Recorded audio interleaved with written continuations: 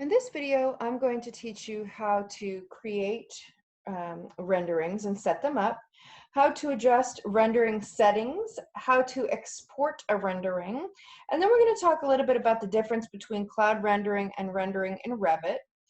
And at the conclusion of this, you should have a bit of a better understanding of where we go from this moment right here, where we stopped last time. You have here a beautiful rendering of your perspective, and now you want to actually create something that exists outside of Revit. And so once you've got it looking the way that you want it, you go ahead and hit this little teapot that's in front of in the View tab. So once I hit render here,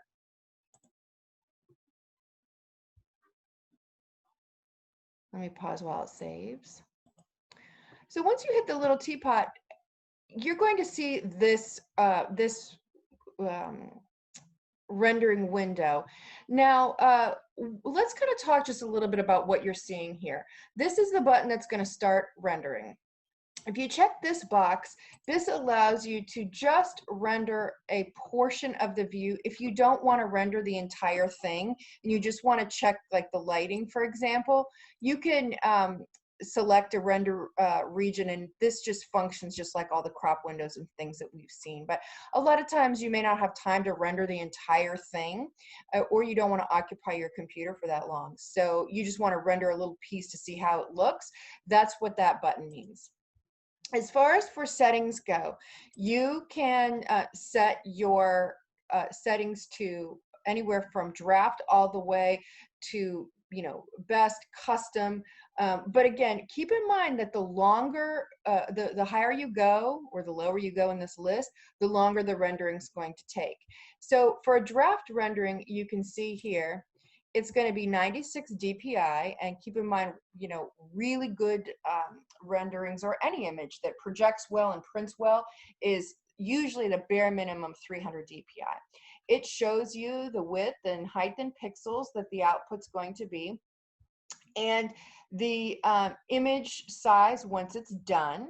You can also adjust the lighting, and we'll play with that a little bit as well. You can adjust the background.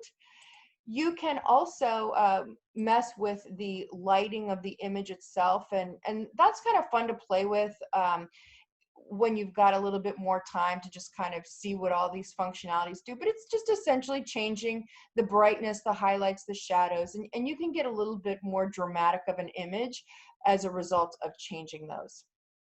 So for right now, we're going to put the setting for draft, and I'm going to leave this as exterior sun only for now.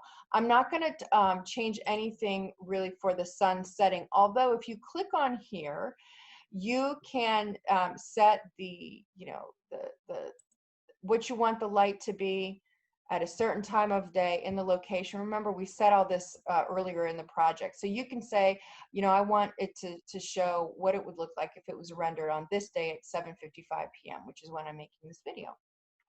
But for right now, I'm just going to keep it as lighting and not a solar study. And when you bring in solar studies, that's when you're getting that really realistic rendering of lighting, which can be helpful for making sure that the space is, lit enough or that materials look good.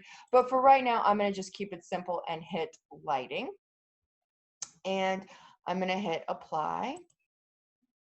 I haven't changed anything here. And now I'm going to just go ahead and hit this render button, and I'm going to pause, and we'll see how long it takes to render it in a draft. It shouldn't take too long.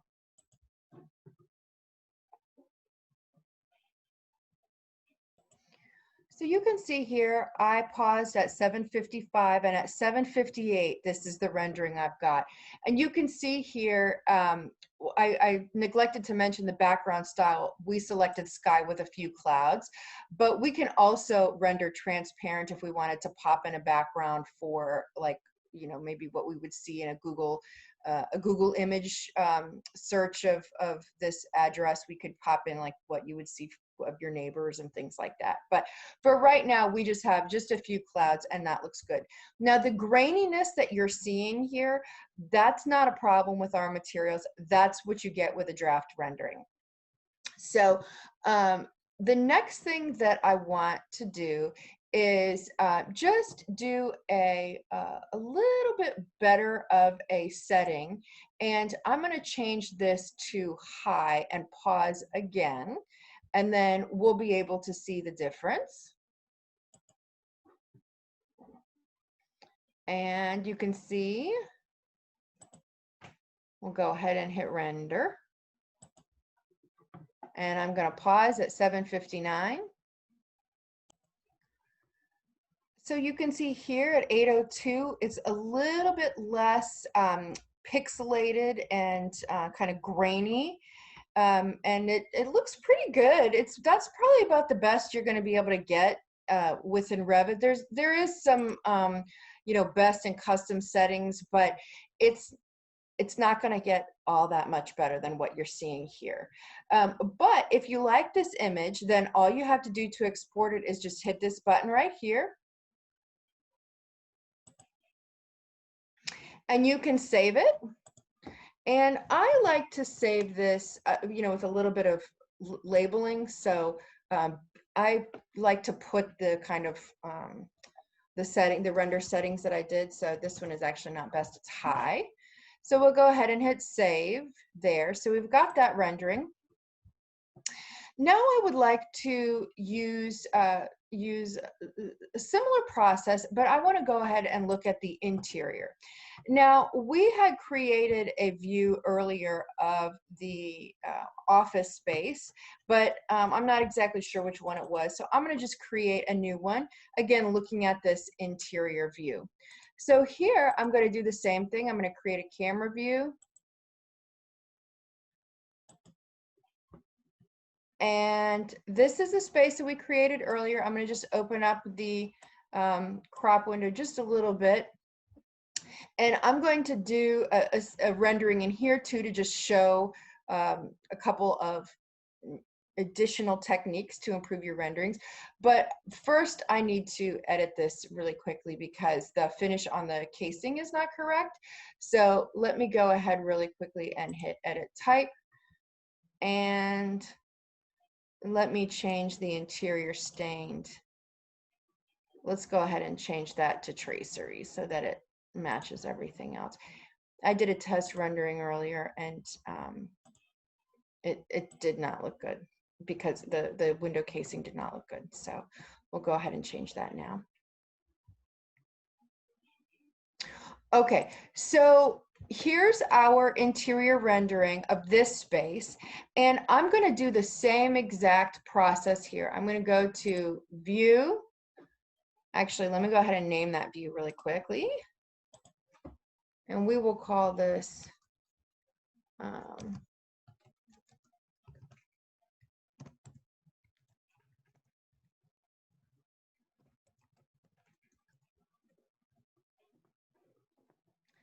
so now I'm going to go to render, click that button, and I'm going to just do a draft rendering. And you can see here the lighting settings have not changed. And so we're going to do a quick rendering and see how it looks. I'm going to pause. So you can see here, this rendering is black. And the reason is because the only lighting here was the exterior sun. So what we need to do is now hit a drop down, and let's go ahead and click interior sun and artificial. And that allows us to also turn on the artificial lights that we have placed based on our reflected ceiling plan. Now, the light fixtures that we placed in our reflected ceiling plan had parameters added to the family that told Revit how bright they were going to be, or their lumen output. But there are companies who create, like lighting companies that create their own families, and those families have you know, lumens associated with the actual light fixture, so you can get a very, very realistic rendering of the actual lights that you're going to use. But one more thing that you can do is, if you click, once you've got the settings to interior and artificial light, you can click on the lights, and these are all the sconces that are located in our project. You can turn lights on and off, even though you told Revit in the render settings, turn on all the lights. You can still turn on and off individual ones, and you can also dim them. So that's pretty wonderful. So again, another really fun thing to kind of play with when you've got an abundance of spare time to see what all of these little tweaks and changes can do. But for right now, I'm going to just make sure that my sun and artificial lights are on, and then I'm going to render this again, and I'll pause it. Okay, so you can see that this rendering is a little bit brighter once we've gotten the lights turned on.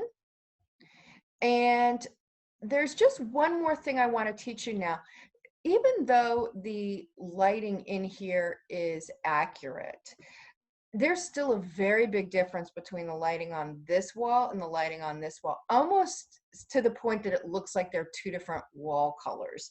So what I want to teach you now is a really cool trick, which is to add studio lights. Now, studio lights are a functionality in Revit that are basically like glowing balls of light with no fixture attached to them. And these are used for two purposes that I'm aware of. The first is to add light into a rendering where it does not exist.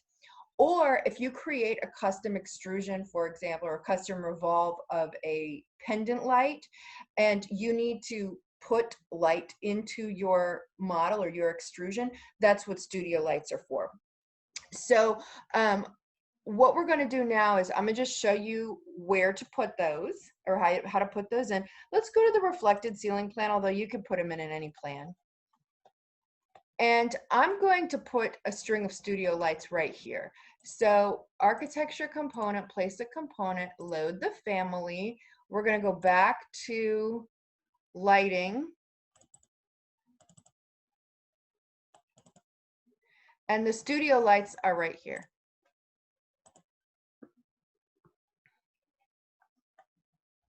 And they're going to literally just be balls of light.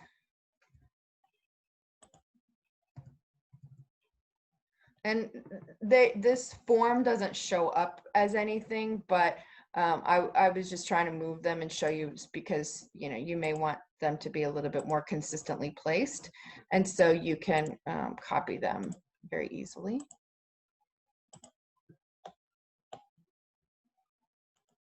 Okay.